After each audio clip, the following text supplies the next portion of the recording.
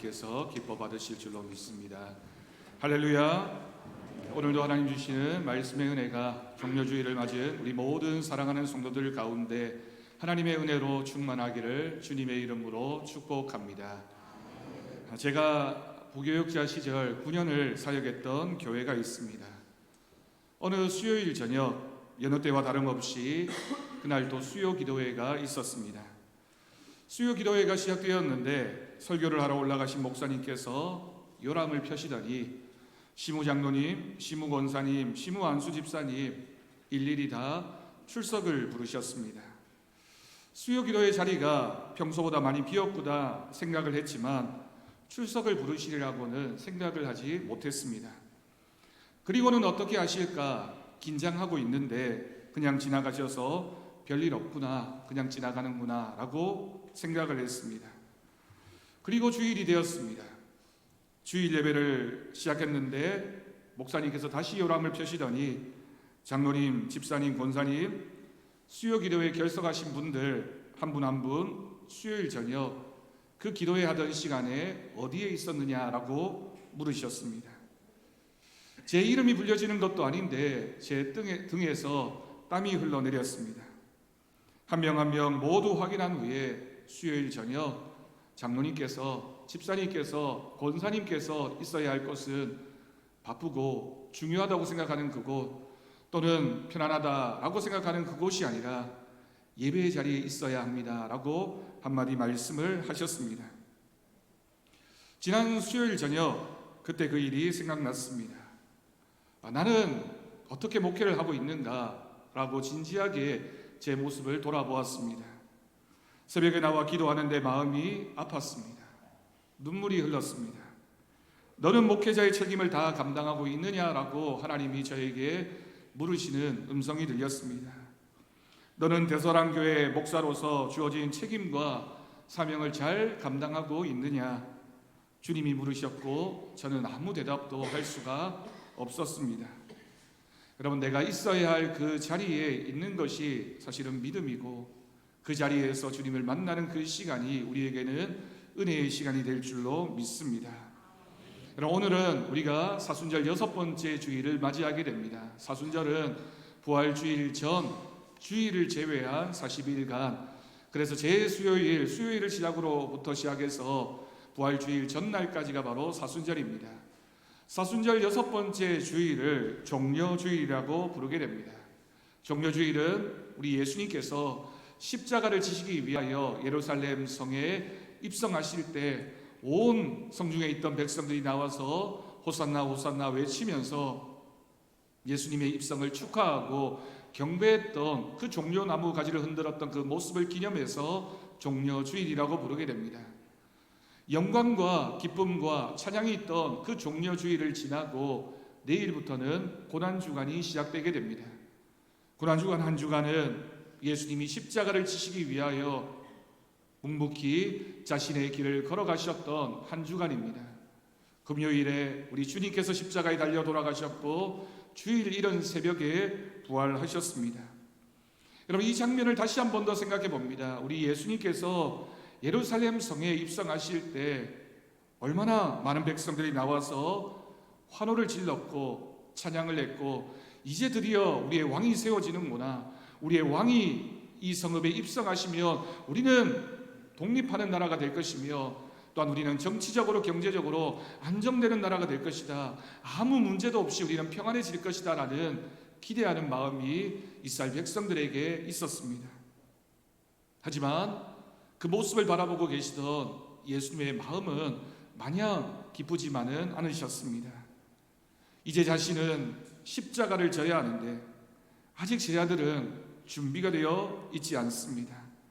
자신을 따르고 열광하던 저 무리들이 얼마 지나지 않아서는 예수를 십자가에 못 박으라고 외치는 사람들이 될 것을 우리 주님은 알고 계셨기 때문에 그 마음이 무거울 수밖에 없으셨던 것입니다.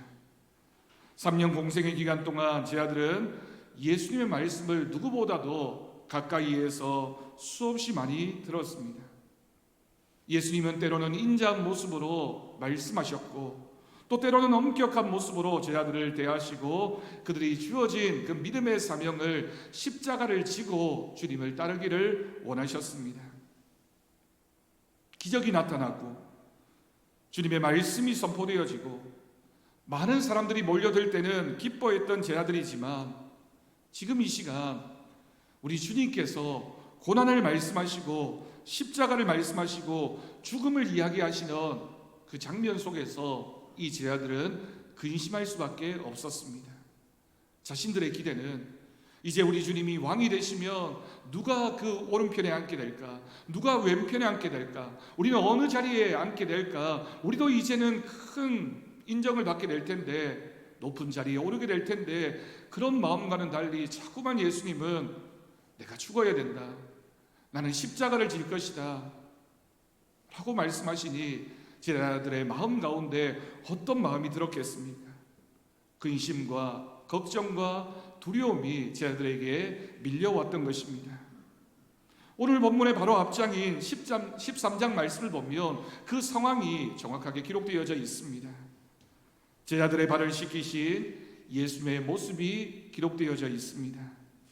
또한 그것을 강하게 거부하고 있는 베드로의 모습이 오버랩되어지고 식사 자리에 함께 앉아 있는 가룟 유다를 바라보시는 예수님의 모습을 기록하고 있습니다. 베드로가 뭐라고 얘기합니까? 내가 이제 죽어야 할 것이다 라고 말씀했을 때 제자 중에 한 사람이었던 베드로는 자신 있게 주님을 위하여 제가 목숨을 버리겠습니다, 그 누구보다 앞장서겠습니다 라고 베드로가 장담했습니다. 하지만 그 순간 예수님께서는 베드로를 향해서 너는 오늘 밤 닭 울기 전에 3번 나를 부인하게 될 것이다 라고 말씀하십니다.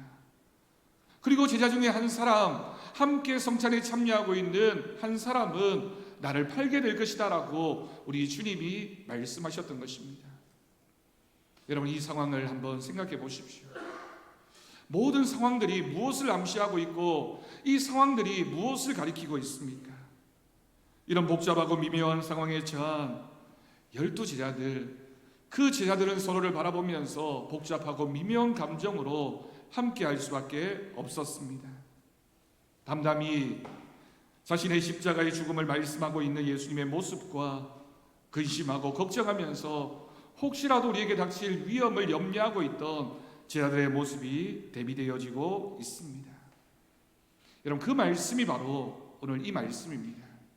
예수님은 근심하는 제자들에게 말씀하십니다. 하나님을 믿으니 또 나를 믿으라 라고 하시면서 제자들의 믿음을 촉구하셨습니다. 하지만 안타깝게도 오늘 말씀에 도마와 빌립이라고 하는 제자는 여전히 근심하고 의심했습니다. 주님은 믿음을 가지라고 말씀하시지만 그들에게는 그 믿음보다 근심 걱정이 더 컸던 것입니다. 이들은 왜 예수님의 말씀을 듣고도 근심했을까요? 예수님이 분명하게 어떤 일이 일어날 것이라고 말씀하고 계시는데 왜 이 제자들은 예수님의 말씀을 듣고도 근심하고 걱정했겠습니까? 우리가 오늘 이 말씀을 통하여 온전한 믿음을 이루게 하는데 방해가 되어지는 근심과 또한 믿음 없는 모습이 어떤 결과를 가져오고 있고 예수님은 그 모습을 바라보시면서 어떻게 우리에게 말씀하시는지 그 음성에 귀를 기울이는 시간이 될 수 있기를 간절히 바랍니다. 예수님께서는 당신이 영광 받으실 것을 제자들에게 알려주셨습니다. 그런데 예수님이 말씀하신 영광은 제자들이 생각하고 있던 영광과 다른 것이었습니다. 정치적이고 경제적인, 그리고 우리의 삶의 직접적인 문제를 해결해 줄 영광의 예수님이라고 제자들은 기대했지만 우리 예수님은 그 영광이 내가 십자가를 지는 것이다, 내가 죽음을 맞이하는 것이 너희에게 영광이 될 것이다 라고 말씀하셨던 것입니다. 그 영광의 의미를 깨달은 제자들은 근심하게 됩니다. 그때 우리 주님이 제자들을 향해서 근심하지 말라고 명하십니다. 예수님께서 이렇게 말씀하신 이유는 명확합니다. 그것은 바로 하나님이 너희와 함께 하시기 때문이다. 내가 십자가를 지지만 하나님이 너희와 함께 하실 것이다, 그러니 너희는 믿음을 가져라 라고 우리 주님께서 말씀하신 것입니다. 오늘 살아가고 있는 우리도 마찬가지입니다. 우리는 때로는 우리를 압도하는 슬픔과 아픔을 마주할 때가 있습니다. 우리의 인생이 늘 평안하고 늘 행복하고 은혜로 충만하기를 원하지만 우리의 삶의 곳곳에서 많은 시련과 고통이 우리를 에워싸는 것을 보게 됩니다. 하지만 그 순간에 우리가 기억해야 할 것은 우리 주님이 우리와 함께 계십니다. 하나님이 함께 계시기 때문에 우리는 현실의 어둠과 슬픔 너머에 있는 하나님이 우리에게 주실 소망을 바라볼 수 있게 되는 것입니다. 우리도 세상 사람들과 마찬가지로 힘들고 어렵고 고단하게 이 땅을 살아가고 있지만 우리에게 믿음이 있다는 것은 하나님이 주시는 소망이 우리에게 있다라고 하는 것입니다. 캄캄한 세상이기 때문에, 절망뿐인 세상이기 때문에 우리가 가진 믿음의 소망은 더 환하고 더 크게 우리에게 다가오게 되는 것입니다. 이 세상은 걱정과 근심으로 가득 차 있지만 세상의 소망을 두지 않고 하나님 나라의 소망을 둔 사람들은 근심하지 않습니다. 이 세상은 우리의 힘으로 승리하는 곳이 아니라 주님을 향한 믿음으로 살아가는 곳이기 때문입니다. 여러분, 우리는 무엇을 의지하고 있습니까? 우리는 누구 때문에 살아가고 있습니까? 우리가 바라보는 소망의 실체는 무엇입니까? 그래서 주님은 우리에게 물으십니다. 너희에게 소망이 있느냐, 믿음이 있느냐라고 물으셨던 것입니다. 오늘 본문 1절 말씀입니다. 근심과 걱정에 사로잡힌 제 아들에게 우리 주님이 말씀하십니다. 너희는 마음에 근심하지 말라. 하나님을 믿으니 또 나를 믿으라. 아멘. 여러분, 이 말씀이 걱정과 근심 가운데 있던 제 아들에게 한 줄기 빛이 되어지고 해답이 되어지는 말씀이었습니다. 그리고 예수님은 이어서 아버지의 집에 대해서 말씀하십니다. 예수님이 말씀하시는 아버지의 집은 우리의 필요와 갈망을 채우고 남을 수 있는 곳입니다. 여러분, 우리가 이 땅에서는 우리가 한 번도 이런 만족과 행복을 경험할 수가 없습니다. 왜냐하면 우리가 이 땅에서 경험하는 행복감이나 또는 만족감은 일시적인 것이고 찰나적인 것이기 때문에 그 시간이 지나게 되면 말할 수 없는 허무함과 고통이 우리에게 찾아올 수밖에 없습니다. 그런데 우리 주님이 말씀하시는 아버지의 집은 더 이상 슬픔과 걱정과 절망이 없는 곳, 하나님과 함께하는 나라, 하나님이 우리의 만족함이 되어주시는 그 나라가 너희에게 아버지의 집으로 주어지게 될 것이라고 말씀하셨습니다. 여러분, 이 땅에서 경험하는 우리의 행복은 지속되지 못하고 연기처럼 사라지는 것을 봅니다. 잡으려 하면 계속 멀어지는 신기루처럼 우리의 행복과 소망은 곧 사라지게 될 것입니다. 하지만 예수님은 모든 아픔과 슬픔이 회복되는 공간, 아버지의 집을 우리에게 말씀해 주십니다. 그곳은 하나님께서 우리를 넉넉히 품으시는 곳, 우리가 어떤 모습이든지 우리를 사랑하시는 하나님의 사랑과 은혜로 충만한 곳이 바로 아버지의 집이라고 우리 주님께서 말씀해 주셨습니다. 여러분, 우리 인생이 경험하는 행복이 얼마나 찰나의 순간입니까? 건강했던 그 시절이 짧게 지나고 어느새 늙고 병듦을 경험하게 됩니다. 행복했던 시간은 짧고 반복되는 삶의 고통과 절망의 상황은 우리를 얼마나 무력하게 만들고 얼마나 소망 없는 우리들의 모습으로 내몰아 가는지 모릅니다.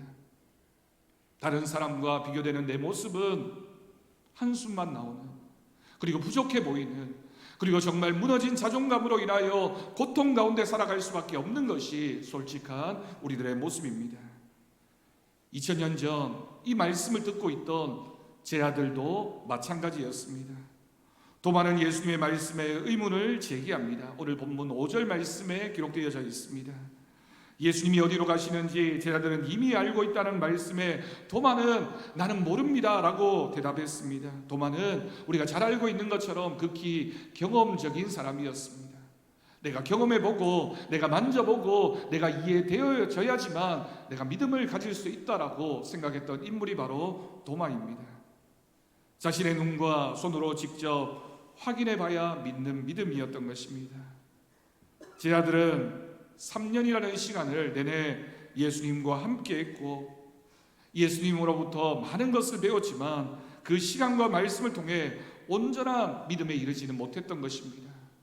누구보다 예수님에 대해서 잘 알고 있던 지식이 있었습니다. 예수님의 말씀을 많이 들었기 때문에 예수님이 어떻게 말씀하시는지도 잘 기억하고 있었을 것입니다. 여러분, 오늘날에 우리가 살아가는 이 세상은 많이 듣고 알면 충분한 지식을 가질 수 있다라고 생각합니다. 그래서 학생들도 수업 열심히 듣고 공부 열심히 하면 성공하게 될 것이다, 많은 지식을 가질 수 있다라고 생각합니다. 어떤 면에서는 세상의 지식은 그렇게 해서 우리 가운데 쌓여지는 것이고, 우리가 그렇게 하면 많은 지식을 가질 수 있는 것은 당연합니다. 그런데 여러분, 믿음은 그렇지 않습니다. 많이 들었다고 해서, 많이 안다고 해서 그것만으로는 부족합니다. 우리가 예수님을 향한 사랑에 근거해야지만, 예수님을 향한 굳건한 믿음이 있어야지만 겟세마네에서부터 골고다 언덕까지 우리의 믿음을 가지고 함께 주님과 동행할 수 있는 것입니다. 또한 예수님의 말씀에 빌립은 노골적으로 하나님을 보여주십시오라고 청했습니다. 본문 8절에 빌립에 그와 같은 말이 기록되어져 있습니다. 빌립이 이르되 주여 아버지를 우리에게 보여주옵소서. 그리하면 내가 족하겠습니다, 만족하겠습니다, 내가 충분히 이해하겠습니다 라고 빌립도 고백했던 것입니다. 여러분, 그들에게 없었던 것은 예수님에 대한 지식이 아니라 예수님에 대한 믿음이 없었던 것입니다. 그들은 예수님의 말씀을 들었지만 믿지 않았습니다. 많이 들었지만, 많이 알고 있었지만 믿음이 아직 생겨나지 못했던 것입니다. 수많은 기적을 보았지만 그 표적으로도 충분한 믿음에 아직 이르지 못했습니다. 오늘의 우리에게도 필요한 것은 예수님에 대한 지식이 아니라, 능력이 아니라 바로 믿음입니다. 믿음을 가지는 사람이 주님을 닮은 능력이 있는 삶으로 살아갈 수 있습니다. 그래서 히브리서 기자가 히브리서 11장 1절 말씀에서 믿음은 바라는 것들의 실상이요 보이지 않는 것들의 증거라고 분명히 기록했던 것입니다. 오늘날의 세상 사람들은 눈에 봐야지만, 경험해야지만, 설명되어져야지만 이해될 수 있는 것이 내 믿음에 이르게 될 것이라고 생각합니다. 그러나 하나님의 말씀인 성경은 믿음은 보이지 않지만 그것을 우리가 만질 수 있는 것, 우리가 바라고 있는 그것이 우리가 기도함을 통하여 이루어지게 되는 것, 그것이 바로 믿음의 본질이라고 분명히 기록하고 있습니다. 우리가 믿음으로 나아갈 때 하나님이 우리에게 보여주시는 증거를 얻게 될 것입니다. 베드로전서 1장 9절 말씀은 그래서 이렇게 기록하고 있습니다. 믿음의 결국 곧 영혼의 구원을 받음이라. 아멘. 우리가 믿음으로 살면 그 믿음의 결국은, 그 믿음의 종착역은 바로 하나님이 우리를 구원하시는 구원의 은혜가 될 것입니다. 예수님이 우리와 동행하십니다. 우리가 믿음을 가지면 우리가 주님 안에 거하게 되고 주님이 내 안에 거하게 되는 하나님의 은혜를 우리 모두는 경험하게 될 줄로 믿습니다. 여러분, 본문 14절 말씀을 다시 한번 보십시오. 예수님은 당신의 이름으로 무엇이든 구하면 행하겠다라고 약속하십니다. 우리가 예수님과 동행한다면 우리가 구하는 것을 우리 주님께서 이루어 주실 것입니다. 그런데 하나님을 알고 그분의 사랑 안에 거하는 믿음의 사람들이 무엇을 구해야 할까요? 우리가 믿음이 있다면 우리는 무엇을 구하는 사람으로 살아가야 하겠습니까? 성령 안에서 성도들을 위해 복음을 전할 수 있는 담대함을 위해 우리는 기도해야 할 것입니다. 그럴 때 우리는 길이요 진리이신 예수님의 제자로 살아가게 됩니다. 여러분, 제자는 선생 되신 주님을 닮은 사람입니다. 그러니 우리가 주님 안에 거하고 주님이 우리 안에 거하면 우리가 바라고 소원하는 기도의 제목은 하나님이 우리를 통하여 이루고자 하시는 사명이 될 것이며 주님이 우리 안에 보여주시는 비전과 은혜가 될 줄로 믿습니다. 우리가 하나님의 마음을 알고 주님의 마음을 알고 기도하는 것, 내 욕심이나 내 감정에 이끌린 기도가 아니라 주님의 뜻을 구하는 기도가 되어질 때 하나님은 그 모든 기도함에 응답하시고 하나님의 뜻이 이루어지는 믿음의 경험을 하게 될 것을 믿습니다. 제자들은 예수님을 보았지만 온전하게 믿지 못했습니다. 예수님이 행하시는 표적들을 보고 말씀을 들었지만 온전한 믿음에 이르지는 못했던 것입니다. 믿음이 없으니 그들이 근심할 수밖에 없었습니다. 믿음 없음의 결과는 이 세상을 바라보는 걱정과 근심이고 무력한 자신의 모습을 바라보면서 실패하고 낙심할 수밖에 없는 우리들의 연약함입니다. 예수님은 지금도 말씀하고 계십니다. 우리가 그 말씀을 믿음으로 받는다면 우리는 근심과 의심이 아니라 소망으로 가득한 우리들의 믿음을 가지게 될 것입니다. 기도하며 잠잠히 하나님의 말씀을 듣고 그 말씀을 믿음으로 살아가는 우리 모든 성도가 되기를 간절히 바랍니다. 예수님은 이런 혼란을 겪고 있는 제자들에게 자신이 누구인지를 다시 한번 말씀하십니다. 오늘 말씀의 핵심이고 주제라고 할 수 있는 말씀이 바로 본문 6절 말씀입니다. 예수께서 이르시되 내가 곧 길이요 진리요 생명이니 나로 말미암지 않고는 아버지께로 올 자가 없느니라. 아멘. 여러분, 예수님께서 길이 되십니다. 진리가 되십니다. 생명이 되십니다. 여러분 믿으십니까? 아멘. 여러분, 우리의 믿음의 근거는 바로 우리가 진리 되시고 길이 되어 주시고 생명이 되어 주시는 주님을 따라 살아가는 우리들의 믿음이어야 합니다. 지금도 예루살렘에 가면 2000년 전 예수님께서 십자가를 지고 올라가셨던 그 언덕의 길, 십자가의 길, 비아돌로로사를 걸을 수 있습니다. 지금과 마찬가지로 2000년 전에 우리 주님이 걸어가셨던 그 길은 좁고 또한 복잡한 골목길이었습니다. 많은 사람들이 둘러서서 십자가를 진 예수님을 바라보면서 많은 사람들이 조롱했습니다. 많은 사람들은 두려워하기도 했습니다. 때로는 눈물을 흘리면서 십자가를 지고 그 골고다 언덕길을 올라가고 계시는 예수님을 따라갔습니다. 골고다 언덕까지는 정말 약간의 오르막길입니다. 그렇게 먼 거리도 아닙니다. 그런데 우리 주님이 왜 그렇게 고통 가운데 그 길을 걸어가셨을까요? 예수님은 잡히시기 전날부터 밤새도록 신문을 받고 고초를 겪으셨던 주님이십니다. 그리고 자신이 못 박히게 될 그 무거운 십자가를 지고 채찍에 맞으면서 조롱을 당하면서 그 골고다 언덕길을 걸어 올라가십니다. 그리고 또한 죽음이 가까이 왔다라는 사실을 알고 계셨기 때문에 그 길을 걸어 올라가실 때마다 쓰러질 수밖에 없었고 눈물을 흘리면서 그 길을 올라가셨습니다. 그러니 주님의 십자가의 길은 너무나 멀고 고통스러운 길이었던 것입니다. 하지만 우리 주님이 그 길을 걸어가셨기 때문에 그 십자가의 길이 우리에게 생명의 길이 되어지고 진리의 길이 되어지며 우리도 그 길을 걸어 올라갈 때 주님이 우리에게 허락하신 영원한 생명이 주어지게 될 것을 믿습니다. 우리 주님이 걸어가신 그 십자가의 길, 이제는 내가 걸어가야 할 그 십자가의 길이 되어지는 은혜가 오늘 이 예배 가운데 주님의 말씀 가운데 우리의 선한 믿음의 결단 가운데 있기를 간절히 바랍니다. 진리이신 예수님을 따라가는 길이 여러분 고단하고 힘들게 느껴질 수 있습니다. 우리 주님이 그렇게 힘들게 그 십자가의 길을 걸어 올라가셨는데 우리도 그 십자가를 지고 그 길을 걸어 올라간다면 얼마나 힘들겠습니까? 그러나 여러분, 그 십자가의 길에는 소망이 있습니다. 우리 주님이 우리와 함께 그 십자가를 지시고 내가 너의 십자가를 함께 지겠다, 내가 대신 지겠다, 너와 함께 하겠다라고 말씀하시면서 우리를 격려하시고 우리를 위로하시면서 우리가 지고 가야 할 그 십자가에 대해서 우리에게 은혜라고, 우리에게 사명이라고, 그것이 우리의 빛이 되어질 것이라고 우리 주님께서 말씀하고 계십니다. 여러분, 하나뿐인 진리의 예수님, 영원한 생명을 주시는 그 예수님을 향한 믿음으로 주님 앞에 이번 한 주간, 고난 주간을 우리가 경건하게 지날 수 있기를 간절히 바랍니다. 오래전 일입니다. 어느 새벽 기도회를 가던 길에 술에 취해서 비틀거리며 집으로 돌아가고 있던 한 분을 만났습니다. 자세히 보니 제가 사역하고 있던 교회 집사님이셨습니다. 그 집사님이 술에 취해서 비틀거리면서도 저를 발견하시고는 깜짝 놀라셨습니다.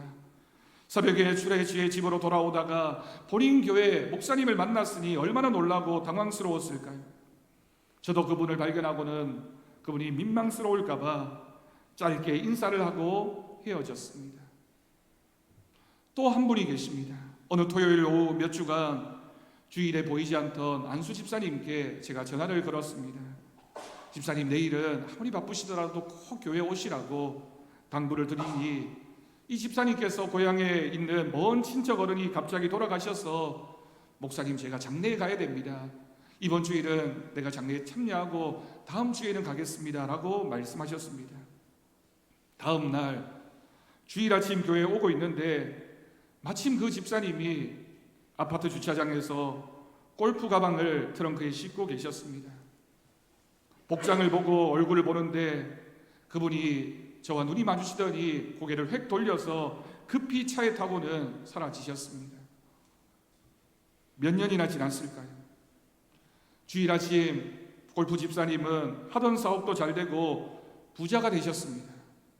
그리고 교회를 떠나셨습니다. 다시 교회로 돌아오지 않으셨습니다.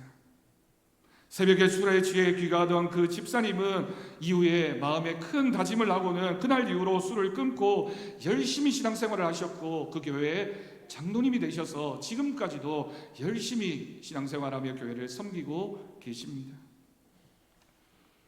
여러분, 우리의 인생에서 우리는 순간순간 인생의 고비, 인생의 갈래길에서 하나씩 선택을 하며 살아가는 우리들의 인생입니다. 오른편으로 갈런지 왼편으로 갈런지, 이 길이 내가 가야 할 길인지, 이 길이 하나님이 기뻐하시는 길인지, 우리는 많은 선택의 그 갈림길에서 서서 선택을 하는 것이 우리의 믿음의 모습으로 완성되어질 것입니다. 여러분, 어떤 길이든 길이요 진리요 생명 되시는 주님이 걸어가신 그 십자가의 길이 되어야 할 줄로 믿습니다. 우리가 무엇을 선택하든, 우리가 어떤 길을 바라보며 걸어가든 그 길이 주님이 걸어가신 길이라면 아무리 좁고 아무리 적은 사람이 걸어가는 그 길이라 할지라도 그 길은 생명의 길이 될 것이며 그 길은 영혼을 향한 소망의 길이 되어질 것을 믿습니다. 그러니 여러분, 주님이 걸어가신 그 십자가의 길이 이제는 나의 길이 되어서, 이제는 내가 나의 십자가를 지고 걸어가면 우리 주님이 우리와 함께 하실 것을 믿습니다. 이 자리에 함께한 우리 사랑하는 성도님들께 부탁드립니다.